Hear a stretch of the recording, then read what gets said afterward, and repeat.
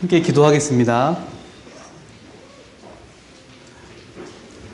하나님 감사드립니다. 저희를 구원해 주시고 주님의 몸된 교회 안에 거할 수 있도록 붙들어 주신 은혜도 감사드립니다. 또한 저희에게 주님의 귀한 어린 영혼들과 함께 교제할 수 있는 교회학교 교사의 직분을 맡겨주셨습니다. 많이 부족하고 또 연약하고 또 넘어질 때도 있습니다. 하지만 하나님, 저희에게 힘을 주시고 또 우리 아이들을 위해서 열심을 내는 그런 교사가 될 수 있도록 하나님께서 저희 선생님들의 마음을 붙잡아 주시기를 부탁드립니다. 오늘 함께 하나님 말씀 또 생각하고 우리 아이들에게 어떻게 교제할 수 있을지 고민하는 시간 될 수 있도록 하나님 도와주세요. 언제나 저희를 사랑하시는 예수님 이름으로 기도드렸습니다. 아멘. 네, 선생님들 안녕하세요.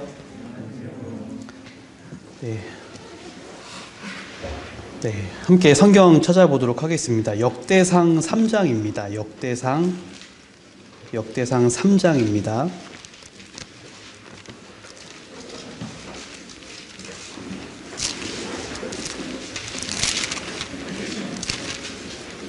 네, 역대상 3장 15절입니다.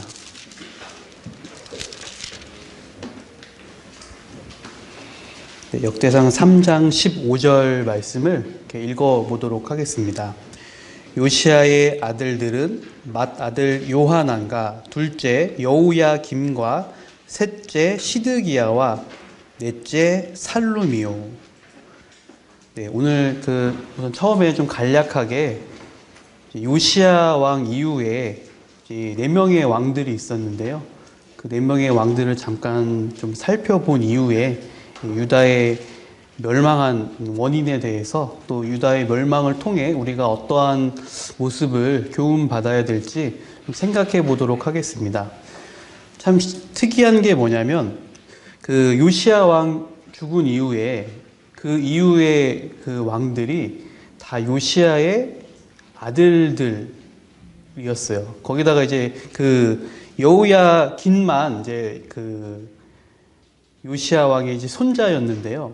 참 그것도 신기하더라고요. 어떻게 다 요시야라는 그 왕 아들 3명의 이제 아들이 왕이 되고 그리고 이제 손자가 왕이 됐는데 어떻게 그렇게 한결같이 악을 지을 수 있었을까? 그 부분이 참 이 부분을 묵상하면서 좀 이해도 잘 안 됐지만 그 자녀를 올바르게 키운다는 게 정말 하나님 앞에 올바르게 키운다는 게 생각처럼 쉬운 일이 아닌 일이구나라는 것도 묵상을 해봤습니다. 우선 첫 번째로 요시야 왕 다음에 왕이 된 사람이 17대 여호아하스라는 왕인데요. 방금 읽은 구절에서는 살룸이라고 표현되어 있어요. 그러니까 이제 이름이 좀 헷갈리실 텐데, 그래서 좀 제가 정리를 좀 이렇게 제 개인적으로 이름이 처음에 헷갈리더라고요. 여호아스? 또 살룸도 이름이야? 막 그 뒤에도 가보면 이름이 이제 다 다르게 조금씩 표현되어 있거든요. 선생님들이 좀 헷갈려 하실 수 있겠다. 그래서 제 나름대로 좀 정리를 해봤는데요. 여기 이제 살룸, 다른 말로는 이제 여호아스라고도 합니다. 근데 특이한 게 뭐냐? 보통 우리 이스라엘의 그 왕이 장자가 먼저 왕이 되어야 되잖아요. 특이하게 뭐냐? 이 살룸, 여호아스가 다른 그 아들들을 제치고 먼저 왕이 됐어요. 넷째 아들이거든요. 어떻게 넷째 아들이 먼저 왕이 될 수 있었을까? 그런데 한번 역대하 36장을 찾아보도록 하겠습니다. 역대하 36장. 역대하 36장 1절 말씀입니다. 역대하 36장 1절 말씀입니다. 네, 제가 읽어드리도록 하겠습니다. 국민이 요시야의 아들 여호아스를 세워 그 부친을 대신하여 예루살렘에서 왕을 세우니. 이 국민들, 남유다의 이 백성들이 여호아스를 왕으로 세웠어요. 첫째도 있고 둘째도 있고 셋째도 있는데 하필 넷째인 이 왕을 왜 삼았을까? 아마도 이 여호아스에게는 그 특별한 재능, 능력이 있었던 것 같아요. 그래서 어떤 엄청 그 다른 사람들을 이제 그 뭐라 그럴까? 그 끌 수 있는 어떠한 능력들, 어떠한 뭐 지도력 이런 것이 아마 이 여호아스 왕에게 있지 않았나 생각이 드는데요. 그런데 그 문제가 있었어요. 그런 능력을 뛰어난 왕이 될 정도로 그 능력을 가지고 있음에도 불구하고 그 능력을 가지고 하나님 앞에 올바로 사용을 하지 못했던 겁니다.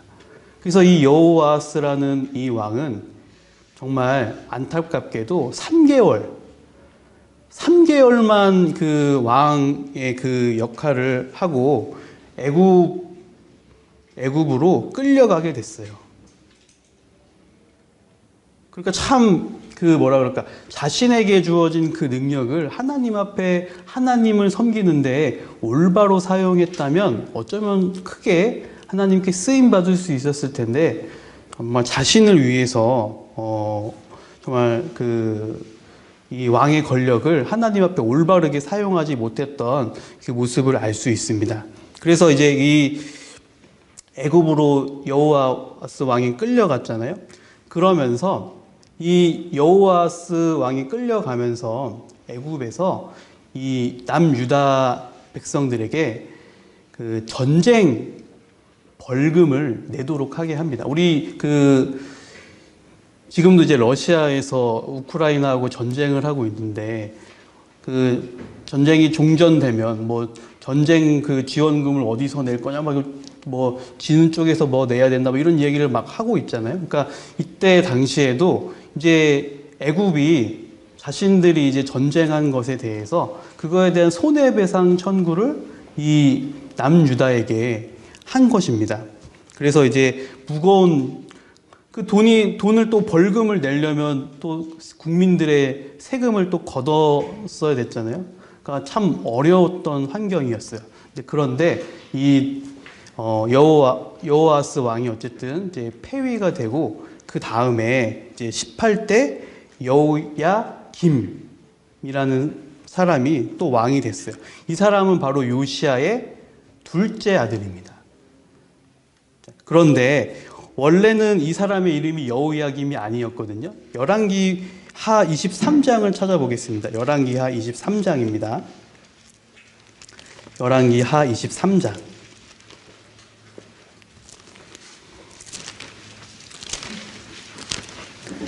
네, 열왕기하 23장 34절 말씀입니다. 열왕기하 23장 34절 말씀입니다. 제가 읽어드리도록 하겠습니다. 바론 느보가 요시야의 아들 엘리야김으로 그 아비 요시야를 대신하여 왕을 삼고 그 이름을 고쳐 여호야김이라 하고 여호아하스는 애굽으로 잡아갔더니 저가 거기서 죽으니라. 원래 이름은 엘리야김이었어요. 그런데 이 애굽에서 그 이름을 여호야김으로 바꾼 겁니다. 한번 생각을 해볼게요. 남의 나라 왕의 이름을 함부로 마음대로 바꾸었다라는 뜻은 실은 너희는 우리나라의 신하다, 우리의 속국이다라는 의미입니다.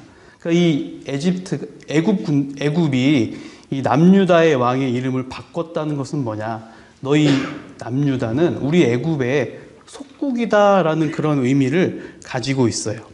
그런데 이때 당시에 이 여호야김이 이제 그 왕이 됐던 이 시기에 그 세계사에서 아주 중요한 전쟁이 벌어지게 됩니다. 바로 이제 BC 605년에 일어난 갈그미스 전투라는 전투인데요. 애굽하고 그리고 이제 바벨론이 이제 패권을 두고 서로 이제 전쟁한 일이 벌어졌어요.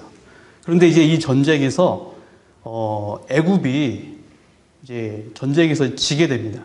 그러면서 이 애굽은 다시 이제 이 세계 역사에서 주도권을 이제 거의 이제 잃어버리는 아주 패망하는 모습을 보게 돼요. 그리고 나서 이제 바벨론이 신흥 강대국으로 이때 이제 떠오르게 됩니다. 그래서 어쨌든 그때 이제 바벨론이 새로운 강대국으로 부상하게 되는 계기가 바로 이 605년에 일어났던 갈그미스 전투입니다.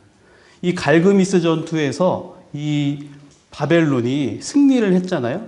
그 여세를 몰아서 남유다까지 이제 쳐 내려온 거예요. 그래서 이제 예루살렘을 이제 공격을 했는데요.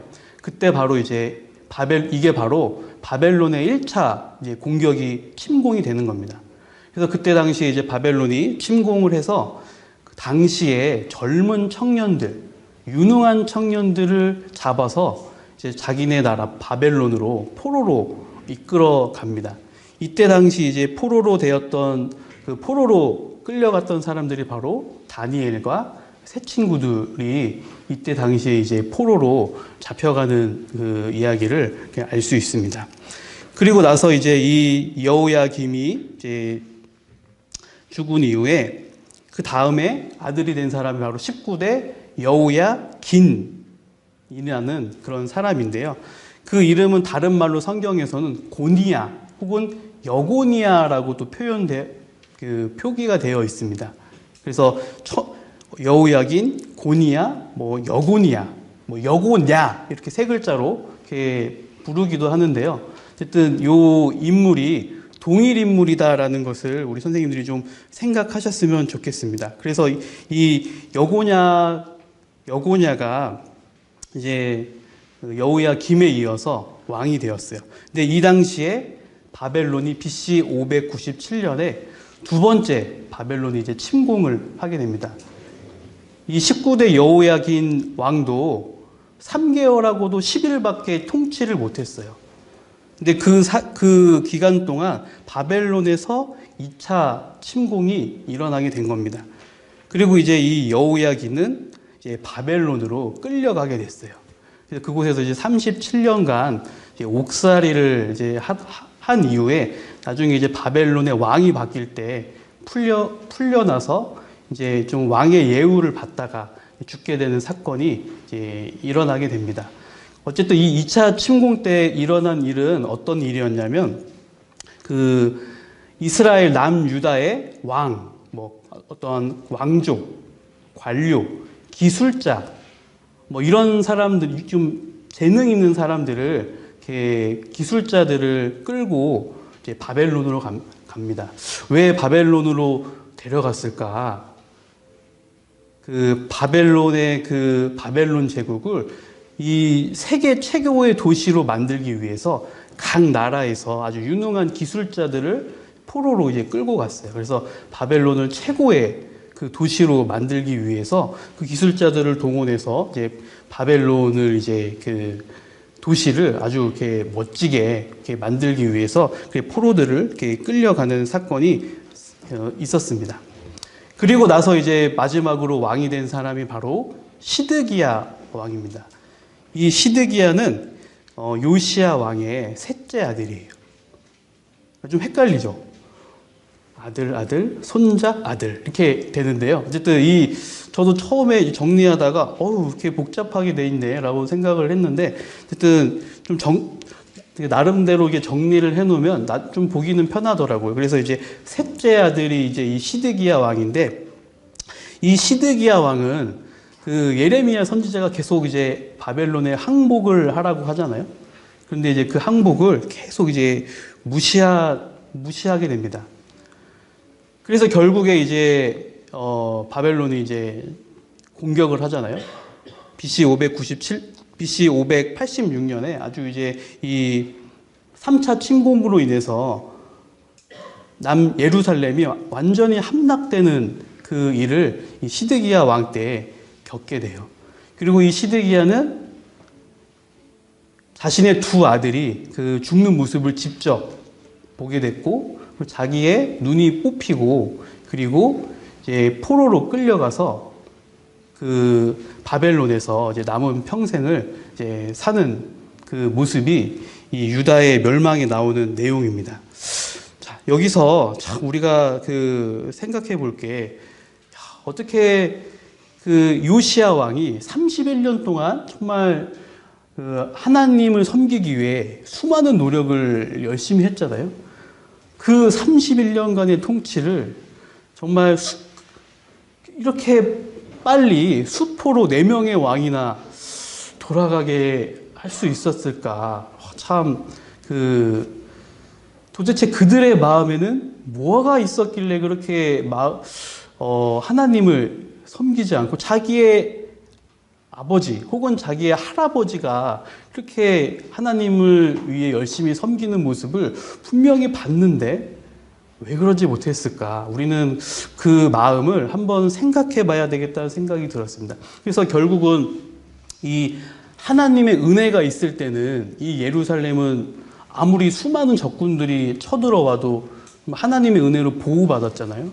하지만 하나님의 은혜가 떠났을 때 이 예루살렘은 정말 처참하게 이방 민족에게 짓밟히는 그런 시간이 되어버렸습니다. 그래서 북이스라엘이 망한 지 약 150년 만에 남유다까지도 멸망을 하게 되는 것을 우리는 이제 보게 됩니다. 그래서 정말 우리도 하나님의 보호가 떠나간다면 참 무섭겠다, 무서울 수 있겠다라는 생각을 해보게 돼요. 정말 우리가 하나님의 은혜, 보호 아래 있기 위해선 하나님 안에서 순종해야 되는데 그렇지 못하고 이렇게 불순종하고 하나님 말씀을 지키지 않고 죄만 계속 짓는다면 나중에 임할 하나님의 진노는 정말 무서운 진노가 우리에게 내리겠다라는 생각을 이렇게 해보게 됐습니다. 자, 그리고 그러면 이 남유다는 왜 멸망을 했을까? 3가지 정도로 생각을 해보도록 하겠습니다. 이 남유다의 멸망의 원인에 대해서 첫 번째, 이 남유다는 죄에서 돌이키지 않았습니다. 당연한 얘기긴 하지만 죄에서 돌이키지 않았어요. 우리 이제 학교에서 이렇게 역사를 배우잖아요. 학교에서 역사를 배우는 이유는 잘못된 실패를 되풀이하지 않기 위해서 우리가 이제 역사를 배웁니다. 동일하게 이 남유다는 먼저 멸망한 북이스라엘의 역사를 보면서 우리는 저렇게 멸망당하면 안 되겠다라는 그 생각을 가졌어야 됐는데 전혀 그러지 못했어요. 예레미야 3장을 찾아보도록 하겠습니다. 예레미야 3장입니다. 예레미야 3장 7절에서 11절 말씀입니다. 예레미야 3장 7절에서 11절 말씀입니다. 네, 제가 읽어드리도록 하겠습니다. 그가 이 모든 일을 행한 후에 내가 말하기를 그가 내게로 돌아오리라 하였으나 오히려 내게로 돌아오지 아니하였고 그 패역한 자매 유다는 그것을 보았느니라. 내게 배역한 이스라엘이 간음을 행하였으므로 내가 그를 내어 쫓고 이혼서까지 주었으되 그 패역한 자매 유다가 두려워 아니하고 자기도 가서 행음함을 내가 보았노라. 그가 돌로 나무로 더불어 행음함을 가볍게 여기고 행음하여 이 땅을 더럽혔거늘 이 모든 일이 있어도 그 패역한 자매 유다가 진심으로 내게 돌아오지 아니하고 거짓으로 할 뿐이니라. 여호와의 말이니라. 여호와께서 내게 이르시되 배역한 이스라엘은 패역한 유다보다 오히려 의로움이 나타났느니. 여기에 보면 이스라엘의 죄악을 보았으나 유다는 여전히 죄를 짓고 있다라고 말씀하고 계세요. 그리고 진심으로 돌아오지 아니하고 거짓으로 돌아왔다라고 말하고 있습니다. 그러니까 진정하게 자신의 잘못을 뉘우치고 돌아온 게 아니라 그냥 신용만 한 거예요. 그 모습을 보고도 돌이키지 않는 그 남유다의 모습을 보면서 이런 말씀을 하셨어요. 배역한 이스라엘은 패역한 유다보다 오히려 의로움이 나타났다. 그러니까 북이스라엘이 멸망하는 모습을 보면서 그 모습을 보면서도 돌이키지 않는 남유다는 정말 하나님 앞에 패역하다라고 하나님께서 말씀하고 계십니다. 이 네 명의 왕들은 곰곰이 생각해 봤었어야 돼요. 18대 여호야김은 자신의 그 먼저 왕이었던 여호아하스가 이집트로 애굽으로 끌려가는 모습을 보면서 왜 애굽으로 끌려갔을까? 3개월 만에 이 생각을 해봤었어야 돼요. 그리고 여호야김을 보면서 왜 바벨론이 침공을 했을까? 생각을 해봤었어야 되는 거예요.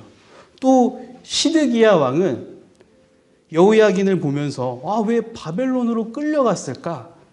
이것을 생각하고 물어보고 했었어야 됐는데 그 아무도 그냥 무덤덤하게 자신의 삶을 돌아보지 않았다는 거예요. 만약에 이 왕들 중에 누군가라도 돌이켰다면 이스라엘 남유다가 이렇게 처참하게 멸망당하는 일은 아마 일어나지 않았을 텐데 그들은 서로 돌아오는 것을 그 하나님께로 돌아오고 진정하게 회개하는 것에 대해서 무감각했던 거예요. 그렇기 때문에 그런 경고를 보면서도 정말 아무렇지 않았고 자신이 하는 것이 그저 옳은 것인 것처럼 여겼던 것입니다. 그래서 결국 이 남유다가 멸망을 당하게 됐는데요. 고린도전서 10장을 찾아보도록 하겠습니다. 고린도전서 10장입니다.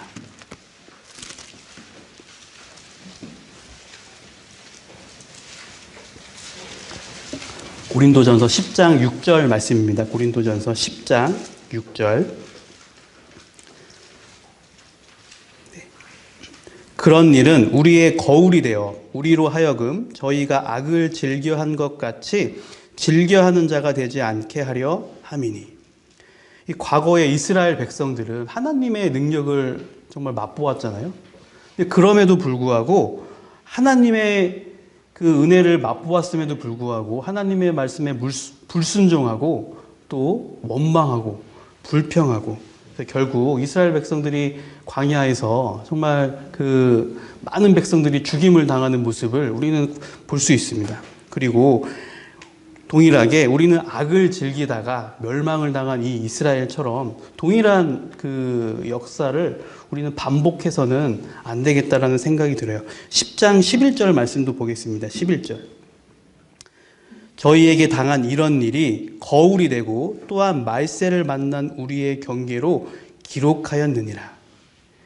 이 이스라엘 열조들이 하나님 앞에서 그 앞에 있는 그 구절들을 보면 우상 숭배하고 간음하고 또 주를 시험하고 원망하다가 멸망한 것을 우리는 본보기로 삼아야 될 것을 말씀하고 있어요.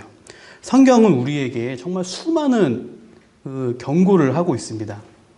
지옥에 대해서 또 7년 환란에 대해서 계속적인 경고를 하고 있잖아요. 그런데 그것을 들었음에도 반성하지 않고 하나님께로 돌아오지 않고 오히려 그것을 계속해서 유지하고 있고 또 더 악을 행하는 모습은 하나님께 받을 진노를 더욱더 쌓고 있다라고 생각할 수 있어요.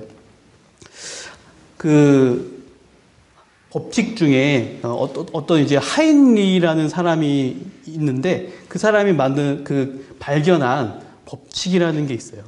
한 번에 큰 사고가 일어나기 전에 29번의 좀 규모가 작은 그런 사건들이 벌어지고 300번의 그런 비슷한 징후들이 일어난다는 것을 이 사람이 이제 자기가 이제 관찰을 해서 하인리 법칙이라고 이제 만들어 놓은 게 있습니다. 근데 이 하인리 법칙을 보면 그렇구나. 우리의 신앙생활에도 우리가 적용해 볼 수 있겠다라는 생각이 듭니다. 그래서 이 하인리 법칙이 가장 이 법칙을 통해서 우리가 이제 생각해 볼 수 있는 게 이제 삼풍백화점이잖아요. 삼풍백화점이 정말 무너지기 전에 1년 전부터 여러 가지 징후가 많았대요. 벽이 벽이 뭐 균열이 가고 뭐 천장이 가라앉고 모래가 막 이렇게 떨어지고 막 이런 그 경고들이 수없이 지속됐음에도 불구하고 그 위에 관리자들이 이걸 무시하고 그냥 덮어두고 그랬던 거죠. 그래서 결국은 이제 백화점이 무너지면서 큰 사건이 일어났잖아요. 그래서 우리나라에 많은 사람이 죽고 다치는 그런 일이 있었는데요. 벌써 아주 몇십 년 이제 30년 됐나요? 그 정도 된 이제 일이 되었는데 우리 신앙생활에도 적용을 해본다면 우리가 갑자기 교제를 떠나지는 않습니다. 우리도 이제 그 교제를 그 신앙생활을 하다 보면 갑작스럽게 교제를 떠나는 일이 극히 드물어요. 그러니까 우리가 교제를 떠나기 전에 징조들이 있잖아요. 뭐 이제 죄를 이렇게 반복해서 짓고 이렇게 그리고 그 죄를 돌이키지 않고 그러다 보면 이 죄를 계속 가지고 있다 보면 이제 말씀도 안 보게 되고 그리고 기도도 안 하게 되잖아요. 그러면 나의 삶은 점점 이제 죄로 가득 차게 되는데 그런 나의 모습을 보면 교제에 가기 싫잖아요. 부끄럽다. 부끄러운 거 알지만 가기 싫잖아요. 그래서 이제 교제에서 점점 한 번 빠지고 두 번 빠지고 그러다 보면 어느 순간 이제 교제에서 멀어지게 되잖아요. 그러니까 교제에 떨어지기 전에 여러 가지 징조들이 있잖아요. 우리가 신앙생활을 하는 데 있어서도 동일하게 우리 학생들에게도 그 동일한 징조가 있다라고 생각이 됩니다. 그러니까 우리 초등부 학생들도 갑자기 이 교회 학교에 탁 그만두고 나오지 않는 이유는 거의 드물어요. 뭐 부모님들의 다른 교회로 갑자기 가시거나 뭐 이런 경우가 아니면 초등학생 스스로 뭐 이렇게 교회를 떠나는 일은 거의 없는데 어쨌든 우리 학생들이 떠나기 전에도 징후가 있다라는 거예요. 예를 들면 이제 주일에 잘 참석하던 학생이 한 달에 한 번, 두 번 점차 빠지는 빈도가 늘어나게 됩니다. 그렇잖아요? 이제 근데 그때 그거를 캐치하지 못하고 손 놓고 있으면 어느새 모르게 그 학생이 교제에서 우리 교회 학교에서 탁 떨어지는 것을 이렇게 알 수 있어요. 그러니까 우리 분반 선생님들은 참 바쁘시잖아요. 실은 이제 학생이 한 명이 아니라 뭐 8명, 9명 되다 보면 한 명 빠지는 것에 대해서 무관심해질 수가 있습니다. 그렇죠? 그리고 다음에 나오겠지. 좀 이런 마음이 있는데요. 그런데 우리가 정말 그 출석 체크를 통해서 우리 학생들의 이 교회 학교에 나오는 현황을 잘 관리해야 되겠다는 생각이 들어요. 저도 이제 분반을 경험했는데 분반 선생님들은 실은 이거에 조금 좀 뭐라 그럴까 둔할 수 있습니다.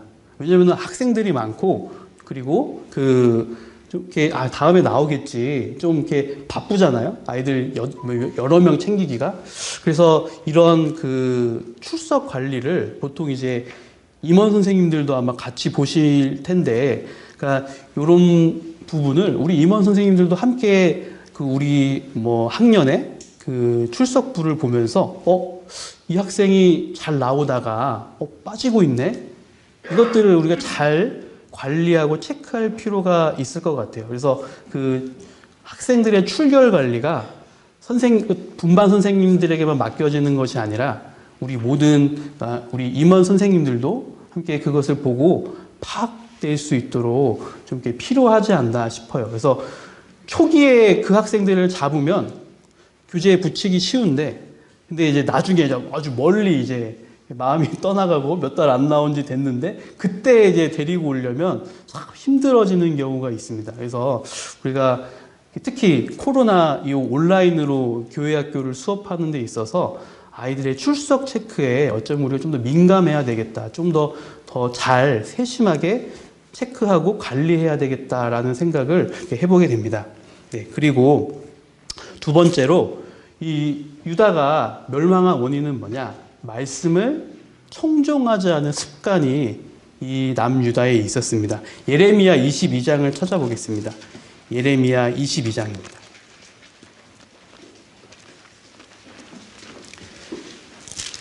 예레미야 22장 21절 말씀입니다.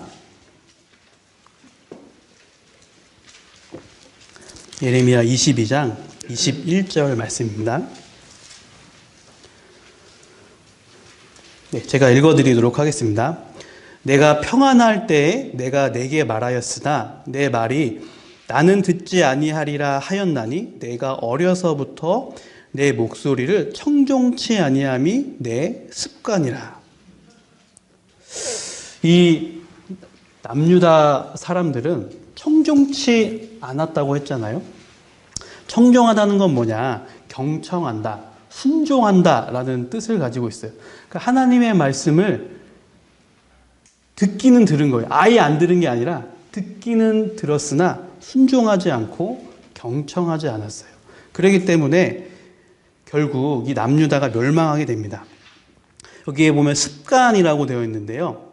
습관이라는 이 단어가 라틴어에서 어원을 찾아보면 되돌려받는다라는 뜻을 가지고 있어요. 그러니까 결국 내가 가지고 있는 어떤 습관은 나중에 나에게 다시 되돌려 온다는 겁니다. 습관은 만들기는 참 어려워요. 생성하기는 참 오랜 시간이 걸리는데, 그런데 나중에 나에게 미치는 영향은 어마어마한 겁니다. 그러니까 좋은 습관은 좋은 영향을 나에게 미치지만 나쁜 습관은 결국 나에게 나쁜 영향력을 미칠 수밖에 없어요. 그래서 우리는 정말 하나님 앞에 하나님의 말씀에 청종할 수 있는 습관을 우리가 가져야 되겠다라고 생각이 듭니다. 자, 만약에 이 이스라엘 백성들이 하나님의 말씀을 듣고 순종하고 청종했다면 어떤 일이 생겼냐면 예레미야 38장을 보도록 하겠습니다. 예레미야 38장 20절입니다. 예레미야 38장 20절 말씀입니다. 제가 읽어드리도록 하겠습니다. 예레미야가 가로되 무리가 왕을 그들에게 붙이지 아니하리이다. 원하옵나니 내가 왕에게 고한 바 여호와의 목소리를 청종하소서. 그리하면 왕이 복을 받아 생명을 보존하시리이다. 그러니까 이 예레미야의 경고, 하나님의 말씀을 청종했다면 이 시드기야 왕은 왕의 명령을, 자신의 그 목숨을 보존할 수 있었던 거예요. 그러니까 우리는 정말 하나님의 말씀에 청종하는 습관을 우리가 정말 가져야 되겠다라는 생각을 해보게 됩니다. 그리고 우리가 생각해 봐야 될 건 뭐냐면, 우리는 이제 초등부 교회학교 교사잖아요. 우리가 실은 교회학교에서 학생들과 교제하는 이유는 뭐냐? 우리 학생들에게 하나님의 말씀을 순종할 수 있도록, 그러니까 어렸을 때부터 하나님의 말씀에 청종하도록 우리가 가르치는 게 바로 우리가 교사의 그 직분을 수행하고 있는 이유라 할 수 있어요. 그러니까 우리 학생들에게 이런 얘기 잘하잖아. 하나님 말씀 순종해야 돼요. 이런 얘기 분반 시간에 많이 하잖아요. 그런데 실은 우리가 학생들에게 순종해야 됩니다라고 말을 하기 전에 교사인 우리가 먼저 하나님의 말씀에 먼저 순종하는 본을 보여야 되겠다라는 생각을 해보게 됩니다. 우리가 순종하지 않고 학생들에게 순종하라고 하는 것은 실은 본도 안 되고 그 선생님들로 하여금 말의 힘도 줄어들 수밖에 없어요. 근데 우리 그런 말 있잖아요. 확실한 증인의 말은 힘이 있다. 내가 말씀을 생활 속에서 실천하고 순종해 봄으로써 얻는 그 말 한마디가 책에서만 보고 배운 1만 마디 말보다 훨씬 더 힘있고 영향력 있고 그 전달력 있는 것을 우리 선생님들 분반 시간에 아마 느껴지실 거예요. 내가 직접 경험한 것은 정말 침 튀어가면서 막 이야기하잖아요, 학생들한테. 내가 선생님이 이 말씀대로 해봤는데 정말 이렇게 되더라고. 이렇게 막 시간 가는 줄 모르고 막 학생들한테 이렇게 가르쳐요. 근데 내가 순종해 보지 못한 것은 실은 참 가르쳐 주기가 어렵고 힘이 이렇게 전달이 되지 않는 것을 우리가 스스로 느낄 때가 많아요. 그래서 먼저 교사인 내가 하나님 말씀에 순종하는 모습을 보이고 따라가고 그것을 가지고 우리 학생들에게 하나님 말씀에 순종하도록 우리가 도와주고 그걸 알려주는 역할을 우리가 해야 되겠다라는 생각을 하게 됩니다. 그리고 우리가 이 교회 학교의 목표도 한번 찾아볼게요. 전도서 12장입니다. 교회 학교의 목표 전도서 12장입니다. 우리가 이제 전도서 12장 13절입니다. 전도서 12장 13절.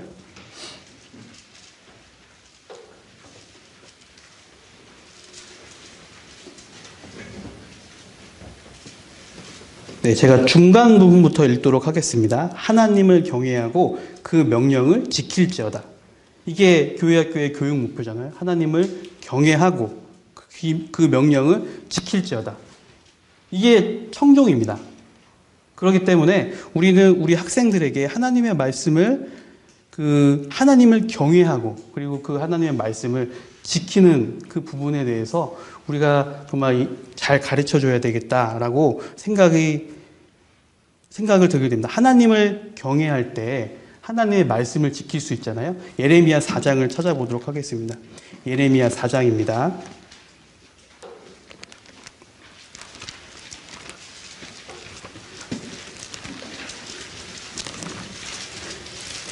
예레미야 4장 18절입니다. 예레미야 4장 18절.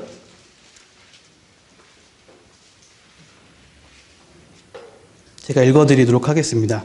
내 길과 행사가 이 일들을 부르게 하였나니 이는 너의 악함이라. 그 고통에 내 마음에까지 미치느니라.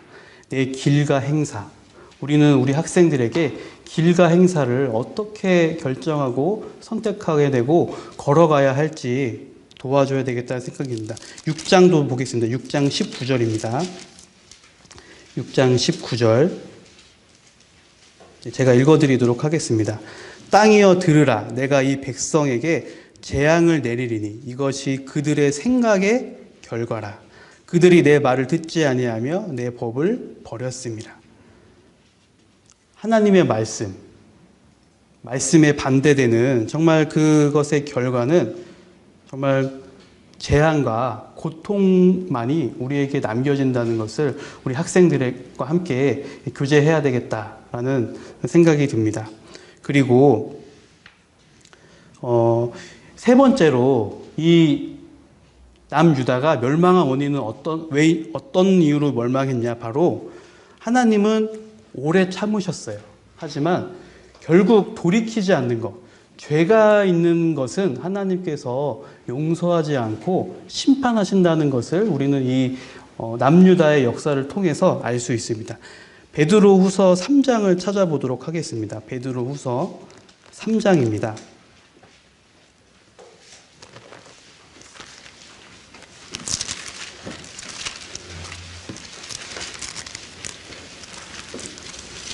베드로후서 3장 8절에서 9절 말씀입니다. 베드로후서 3장 8절에서 9절 말씀입니다. 네, 제가 읽어드리도록 하겠습니다. 사랑하는 자들아, 주께는 하루가 1000년 같고 1000년이 하루 같은 이 한 가지를 잊지 말라. 주의 약속은 어떤 이에 더디다고 생각하는 것 같이 더딘 것이 아니라 오직 너희를 대하여 오래 참으사 아무도 멸망치 않고 다 회개하기에 이르기를 원하시느니라. 네, 하나님은 오래 참으시는 분이십니다. 그리고 이 세상의 모든 사람이 다 구원받기를 원하시고 지금도 기다리고 계시는 분이 바로 하나님이세요. 하지만 하나님은 오래 참으시지만 결국 돌이키지 않는 사람들에 대해서는 결국 심판하실 수밖에 없는 것이 하나님의 입장이라고 생각이 되어집니다. 그렇잖아요?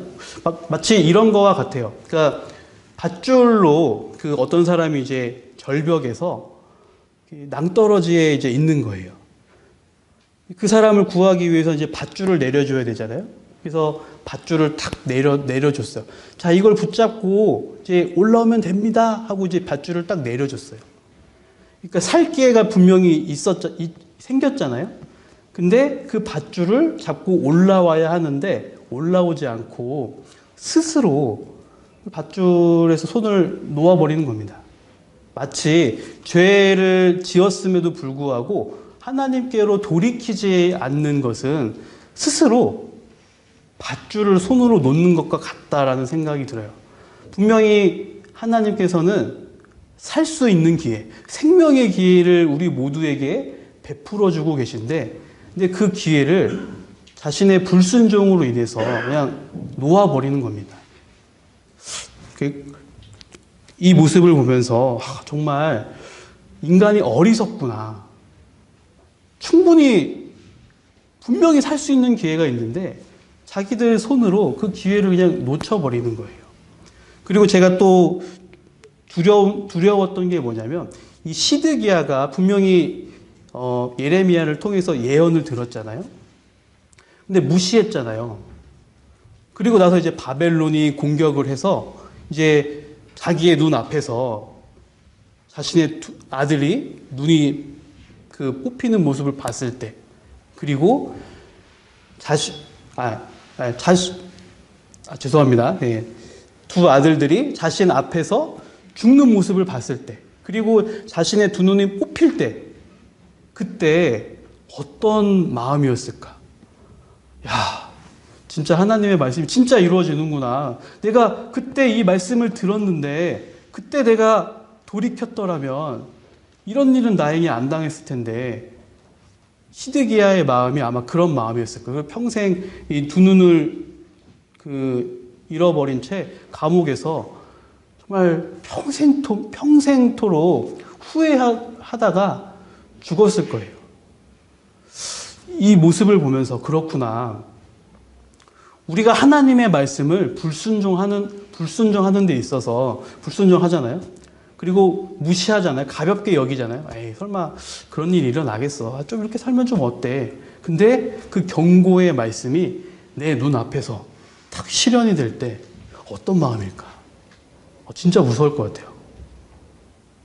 그리고 그 저주의 말씀이 딱 내 앞에서 실현될 때 더 이상 돌이킬 수 있는 기회가 없어지는 거잖아요.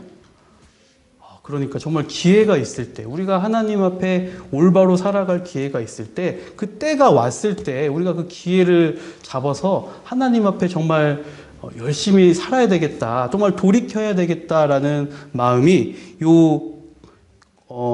시드기야 왕의 그 운명을 보면서 좀 생각이 많이 들었어요. 그리고 또 우리에게 교훈이 되는 것은 무엇이냐? 바로 하나님께서는 지금도 계속해서 7년 환란에 대해서, 그리고 지옥에 대해서, 우리의 운명에 대해서 계속 경고하고 계시잖아요. 그렇죠? 계속 경고하고 있는데 많은 사람들이 그냥 그것을 무시해요. 아유, 뭐 설마 그런 일이 생기겠어? 그잖아요. 근데 정말 7년 환란이 딱 들어가는 그 시점에 이 말을 들었던 사람들의 마음이 어떨까? 정말 두려울 것 같아요. 내가 그 얘기를 그때 들었는데, 이런 일이 일어난다고 내가 들었는데, 그 일에 내가 들어가게 된다니 정말 무서울 것 같아요. 그리고 지옥에 들어갈 때, 분명히 내가 지옥이 있다는 걸 들었고, 정말 영원히 나올 수 없다는 것을 내가 들었는데, 내가 거기에 들어간다는구나. 그 재앙이 내 앞에서 정말 벌어질 때, 그때 후회는 정말 이루 말할 수 없는 후회와, 그리고 정말 무섭겠다라는 생각이 들어요. 게다가 지옥과 그리고 7년 환란은 하나님의 자비와 사랑이 1%도 포함되어 있지 않잖아요. 100% 하나님의 진노의 잔이잖아요. 100%, 순도 100%. 야, 정말 100% 하나님의 진노의 잔이면 얼마나 무서울까? 정말 사람이 그걸 감당할 수 있을까? 그런 그 두려움이 생기게 되는 것 같아요. 그래서 우리가 지금 우리 품 안에 있는 우리 학생들에게도 정말 하나님의 그 심판과 멸망이 얼마 남지 않았는데 우리 학생들이 그 멸망에 들어가지 않도록 우리가 정말 기도하는 마음으로 우리 학생들을 보면서 계속 이야기해주고 하나님 품으로 올 수 있도록 하나님 품 안에서 자랄 수 있도록 계속해서 우리가 정말 간절한 마음으로 기도하고 그리고 우리 학생들하고 교제해주고 정말 말씀 들을 수 있는 기회를 우리가 부지런하게 마련해야 되겠다라는 생각을 이 유다의 멸망을 통해서 제 개인적으로 좀 더 많이 생각을 해보게 됐어요. 한 번 닫힌 문은 열리지 않잖아요. 그게 참 무서운 것 같아요. 한 번 딱 끝나면 더 이상 열리지 않는 그 하나님의 그 심판은 정말 무섭다, 두렵다. 우리가 들어가 결코 그곳에 나뿐만 아니라 우리 주변의 사람들이 내가 사랑하는 사람들이 그곳에 들어가지 않도록 우리가 해야 되겠다라는 생각을 해보게 됐습니다. 이사야 55장을 찾아보도록 하겠습니다. 이사야 55장입니다.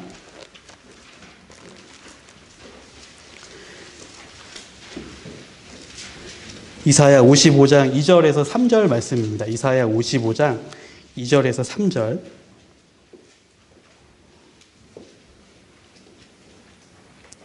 제가 읽어드리도록 하겠습니다.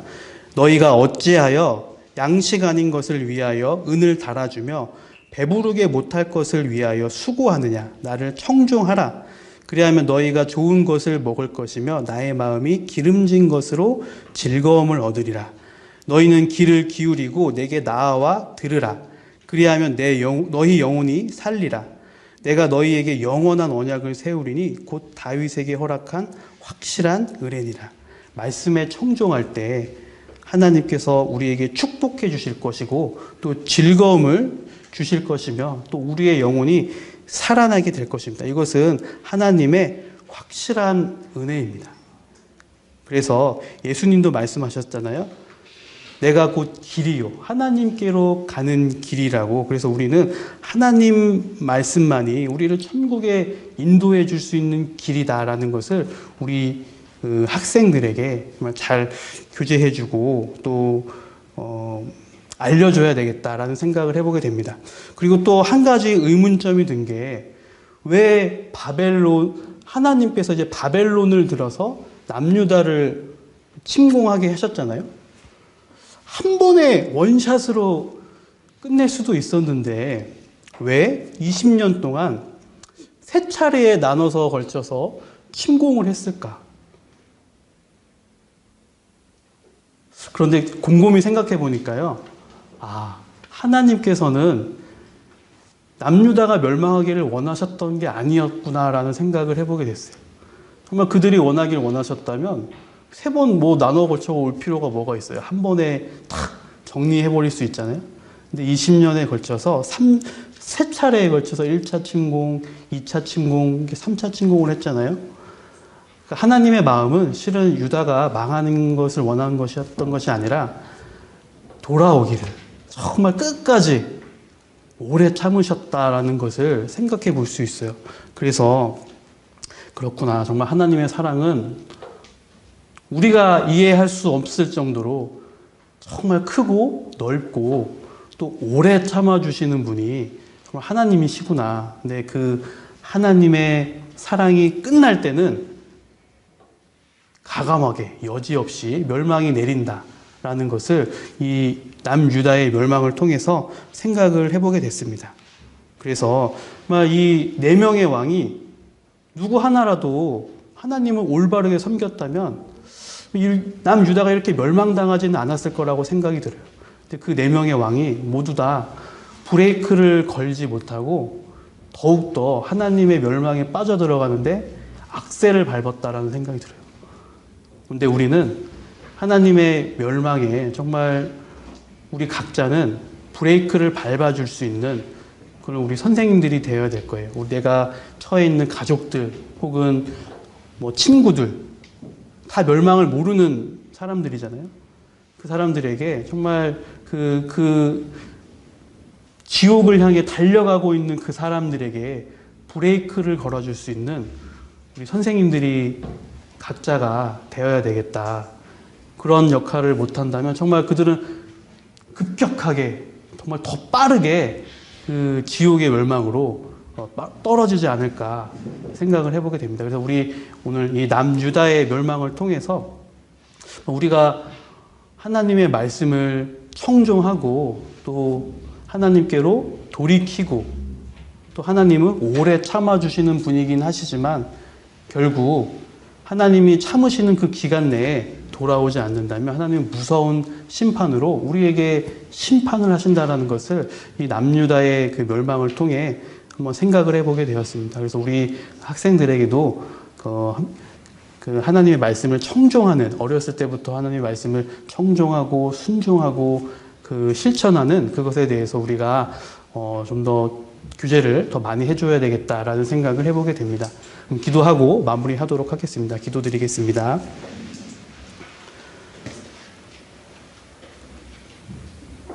사랑이 많으신 하나님 감사드립니다. 오늘 우리 또 초등부 선생님들과 함께 남유다가 멸망한 것에 대해서 함께 생각해 보았습니다. 정말 저희는 너무나도 무지하고 또 악으로 달려가는 데 있어서 참 빠릅니다. 하나님, 저희 마음을